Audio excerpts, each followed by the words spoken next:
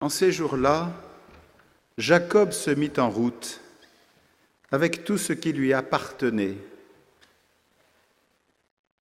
Frères et sœurs, au début de ce temps privilégié à Paray-le-Monial, avec vous, les prêtres, l'évêque que je suis, nous voulons être dans les dispositions de nos pères dans la foi, et en particulier de Jacob. Jacob ne pensait pas revoir son fils Joseph.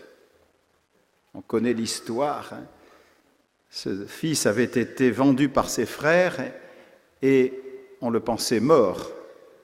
Et en fait, il était déjà figure cachée du serviteur souffrant, devenu le serviteur de tous en Égypte, au point que le Pharaon lui-même en avait fait son plus intime conseiller. Donc, Jacob pensait que son fils était mort. Et voici qu'on lui annonce qu'il est vivant, et même qu'il le verra bientôt. Jacob se met en route pour aller dans ce pays, l'Égypte, où se trouve Joseph. Et en route, nous dit le livre de la Genèse, il offre un sacrifice à Dieu. Et Dieu lui parle.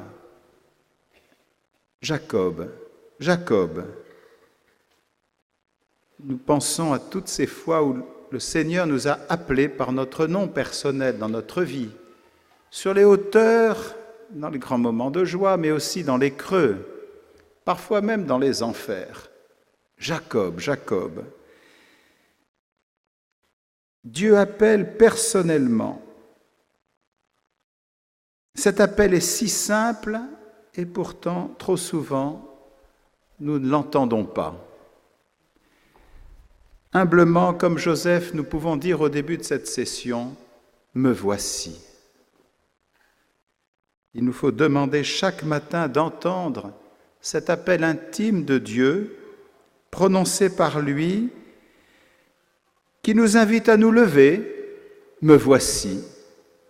Je suis d'autant plus présent, pouvons-nous dire, que toi, Seigneur, tu me montres la vie de ceux qui me sont le plus chers et que je pensais morts. Le vieillard Siméon, portant Jésus dans ses bras à la fin de sa vie, comme Jacob, serrant dans ses bras son fils Joseph retrouvé en Égypte, ces images-là nous parlent vraiment, quel que soit notre âge d'ailleurs. On n'est pas obligé d'arriver tout à fait au grand âge pour être surpris par Dieu, mais tout de même, quel que soit notre âge, nous avons à voir ce frère, cette sœur toute proche, dont nous pensions qu'il était mort et que Dieu nous montre vivant. Et comme des brebis et comme dans l'Évangile, nous entendons le Seigneur nous dire aussi ce matin, avec Marie, reine des apôtres, « Voici que moi, je vous envoie pour marcher. » On ose à peine dire le mot maintenant. Enfin, ce n'est pas parce que ce mot-là est utilisé heureusement par certains dirigeants qu'il faut se priver de les dire à l'Église quand même. C'est un grand mot biblique. D'ailleurs, j'utilise le verbe, c'est encore mieux. Prendre la route, se lever et prendre la route. Mais alors la suite est difficile. Soyez donc prudents comme les serpents, candides, simples comme les colombes. Que nous disent ces mots-là? Que veulent-ils dire? Être comme des brebis au milieu des loups.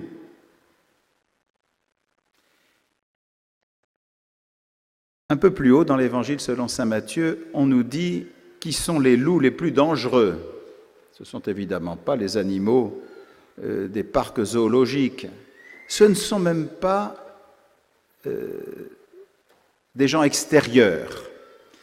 L'Évangile nous avertit que c'est de l'intérieur que des faux prophètes peuvent venir, dit le Seigneur, déguisés en brebis, et qui au-dedans sont remplis de cupidité. Voilà ce que nous devons craindre. Et nous sentons bien ici que l'interrogation rejoint chacun de nous. Non pas où sont les loups, mais suis-je brebis? Sous-entendu, Suis-je en train de recevoir la nourriture de Dieu ou de vouloir dévorer mes frères? Ou de l'argent, enfin, ou 36 autres choses. De quelle prudence le Seigneur veut-il parler quand il nous dit d'être prudents comme les serpents? Lui qui n'avait pas de pierre où reposer la tête était certainement imprudent, intrépide, courageux, certainement pas quelqu'un qui se cachait chez lui par peur d'agir.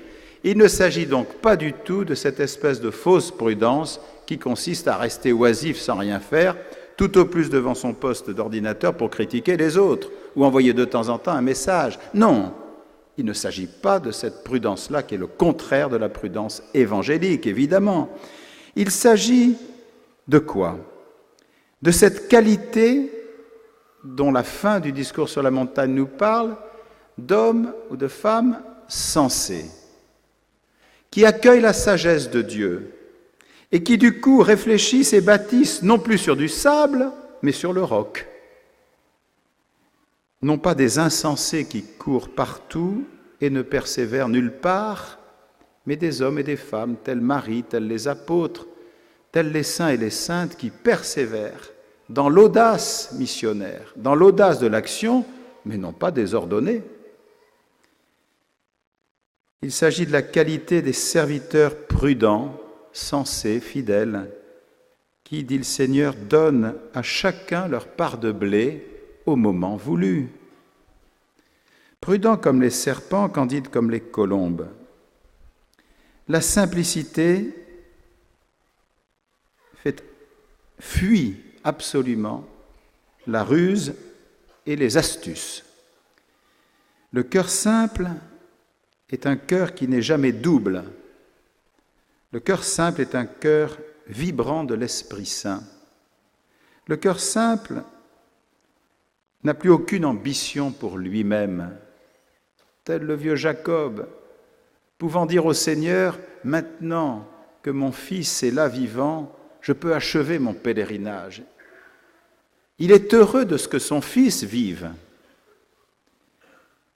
Le cœur simple n'a pas de retour sur lui-même.